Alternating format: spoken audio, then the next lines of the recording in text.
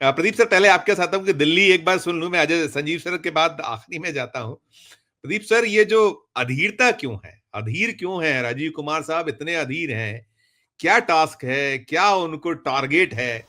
और साथ साथ हम ये पा रहे हैं, हमने जो भी कहा, बिलाल सर ने कुछ चीजें संकेतों में कही, अजय सर ने तो बहुत स्पष्ट तौर पर कह दिया कि इस कदर प्रदूषण स्वयं ने फैलाया है, इतना दूषित कर दिया है कि अब कुछ बचा सा नहीं लगता फिलहाल। तो कहाँ हम कहते हैं ना, राजा भोज कहाँ गंगू तिली, हम बार बार उदाहरण टीएन शेषन साहब का देते हैं। और आज आप, वो भी एक कहावत है कि उल्टा चोर कोतवाल को डांटे। जो सारी चीजें, सारी परिस्थितियां स्थितियां हैं। एक टिप्पणी पहले आपकी, फिर मैं अगली बार में और दोबारा भी लौटूंगा, कुछ और भी सवाल हैं मेरे पास संजीव सर के जाने के बाद, संजीव सर के पास जाने के बाद। जैसा अजय जी ने कहा, मैं उस लाइन पे एकदम हूँ कि इस तरह का इलेक्शन कमिश्नर जो है, चीफ इलेक्शन कमिश्नर हिंदुस्तान को कभी नहीं मिला। हालांकि इसके पहले भी लोग करते रहे, जो 13-14 में थे उन्होंने भी पूरा प्रधानमंत्री का धोती पकड़ने की पूरी कोशिश की और पीछे लगे रहे हैं। लेकिन एक होता है जो बेशर्मी, एक होता है जो हर चीज ताक पे रखना, वो इन्होंने ताक पे रख दिया। और निश्चित तौर पे या तो डर, धमकी, ब्लैकमेल, बड़े बड़े अफसरों को, मंत्रियों को, एमपी को, विपक्ष के एमपी को करके ये करती रही है बीजेपी। अपनी पार्टी में मिलाती भी रही है वो ब्लैकमेलिंग से, धमकी से। अब राजीव कुमार, जैसे उनको भी माना जाता था चीफ जस्टिस जो थे, जो कि राम टेम्पल पे अपना एक फैसला, ऐतिहासिक फैसला दे के गए, उन्हें राज्यसभा के मेंबर बना दिया गया। उनको भी उनका कांड तो भयानक था, उसको ब्लैकमेल करके हुआ या प्रलोभन से हुआ, कई तरह की चीजें हैं। लेकिन जो कह रहे थे अजय जी की अम्बेडकर जी ने नहीं सोचा था, अम्बेडकर जी ने, मेरा ख्याल है अजय जी सोचा था, इसीलिए चेक एंड बैलेंस का उन्होंने एक फार्मूला दिया, चेक एंड बैलेंस की बात कही थी। लेकिन चेक जिनको करना है वो सारे हथियार, जुडिशरी, लेजिस्लेचर और एग्जीक्यूटिव को उन्होंने पावर दे के साथ चेक एंड बैलेंस की बात की थी। इलेक्शन कमीशन को अलग करके, कॉन्स्टिट्यूशन में अलग करके अलग व्यवस्था दी थी। जो सेशन कहते थे आई एम नॉट गवर्नमेंट, उसी से कहते थे कि हम गवर्नमेंट का हिस्सा नहीं, हम कॉन्स्टिट्यूशनली इंडिपेंडेंट हिस्सा हैं, जिसके हाथ में इतना पावर है कि इलेक्शन कंडक्ट नोटिफिकेशन के बाद वो गवर्नमेंट के किसी भी आदमी को, प्रधानमंत्री तक के घर को भी कब्जा कर सकती है।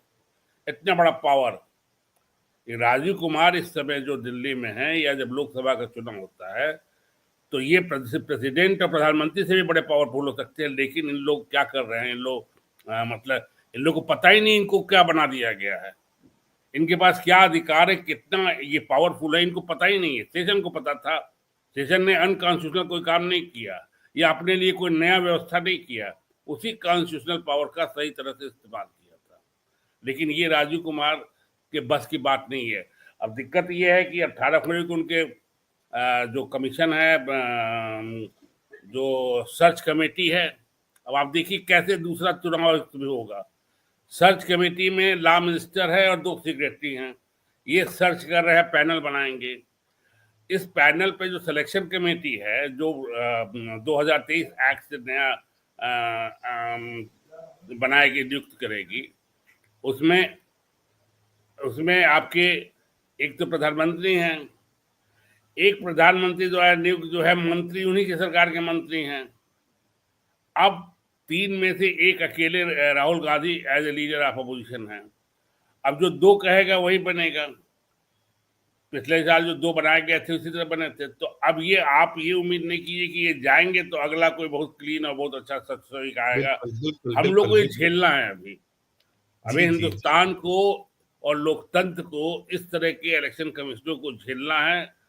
और लड़ाई जो है वो, मैं नहीं मानता, अजय जी की बात ये भी नहीं मानता कि बाइकाट करके नहीं होता है। लड़ाई का एक तरीका है बाइकाट करके भी। आप अगर उससे उससे लड़ेंगे तो आप उससे नहीं जीत सकते हैं, क्योंकि लोकतंत्र की लड़ाई में सारे पावर उसके पास है। आप उस लोकतंत्र के अधिकार के तहत ही जो है आप विरोध प्रदर्शन करके, बाइकाट करके, ऐसे इलेक्शन से क्या फायदा हमको, आप करके रास्ते पे ला सकते, तहलका मच जाएगा। लेकिन ये नहीं कर रहे हैं लोग। और पॉलिटिक्स तो अब देखिए इतनी गंदी हो गई कि यमुना की बात हो रही थी कि इश्यू ऑफ वाटर टेररिज्म की बात हो रही है। मतलब ये एक दूसरे पे आरोप लगाया जा रहा है कि साहब हरियाणा में बीजेपी सरकार है, उसने वाटर में पॉल्यूशन अमोनिया जहर घोल दिया है और दिल्ली के लोगों को मरने के लिए छोड़ दिया है, और इलेक्शन कमीशन के पास एक स्टेट का चीफ मिनिस्टर जा रहा है। मतलब दोनों नौटंकीबाज है। बिल्कुल बिल्कुल बिल्कुल। ये जो कह रहे थे सोचा ये पावर, दोनों नौटंकीबाज है, दोनों ने इलेक्शन का माहौल उड़ा के रख दिया है। कांग्रेस ऐसा नहीं कि वैचारिक स्तर पर अभी इस तरह के है। कांग्रेस पिछले 20 साल से कंसिस्टेंस है, जो भी विचार उसका है, जो भी आइडियोलॉजी है, उस पर कंसिस्टेंस है। कांग्रेस ने अपनी कंसिस्टेंसी कभी नहीं खोई है। ये और बाकी लोग खोते रहे हैं कि कांग्रेस नहीं खोई है।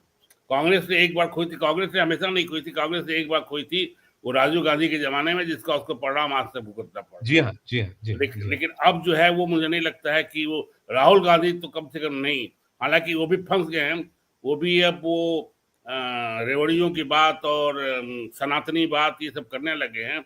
अब आप देखिए स्थिति ये होगी कि कांग्रेस के प्रेसिडेंट ने वहां कहा कि साहब गंगा में आप डूब के जो है, गंगा में डुबकी लगा के आप चीजों को नहीं टाल सकते, उसमें बीजेपी माफी मांगने को कह रही है। अरे हम लोग हमेशा कहते हैं भाई मन चंगा तो कटौती में गंगा, मतलब गंगा को लेके, हाँ, और पत्थर के भगवान पूजने से ये होता, कबीर कह के आप कबीर को आप निकाल दीजिए। तो ये पॉलिटिक्स इस लेवल तक चली गई है। ये रियली जो बिलाल साहब कह रहे हैं बहुत चिंताजनक बात है, और हम जिस स्थिति में गुजर रहे हैं उस स्थिति में पब्लिक को समझना चाहिए, वोटर्स को समझना चाहिए। मैं पॉलिटिकल पार्टी की गलती नहीं मानता हूँ, मैं वोटर्स की भी उतनी गलती मानता हूँ जो जाति धर्म मुसलमान हिंदू अनुसूचित जात फलाना इस पे वोट देती है। आप पार्टी वैचारिक स्तर पर, उसी समय बिलाल साहब सपना पूरा होगा वैचारिक स्तर पर जब आम मतदाता जो वैचारिक स्तर पर समझेगा। हम वैचारिक स्तर का गुणगान करते रहे, फिलॉसफी देते रहे और आप समझे ना, तो हमारे सारे विचार हमारे पास ही हैं, घर में हैं। प्रैक्टिकल राजनीति लोग इसीलिए कहते हैं कि वैचारिक राजनीति से अलग होती है। कांग्रेस वो भी कर रही है, ऐसा नहीं है, रेवड़ी बांटने की बात जो कर रही है वो भी प्रैक्टिकल बात है। और वो राहुल गांधी को जो मंदिर में जाके तिलक लगा लेते, चादर ओढ़ लेते, वो भी प्रैक्टिकल कर रही है, क्योंकि इतना पॉल्यूटेड हो गया हिंदू मुसलमान का मामला, और बिना सत्ता में कुछ नहीं कर सकते। करना पड़ा। मैं प्रदीप सर दोबारा लौटा एक संजीव जी टिप्पणी लूं।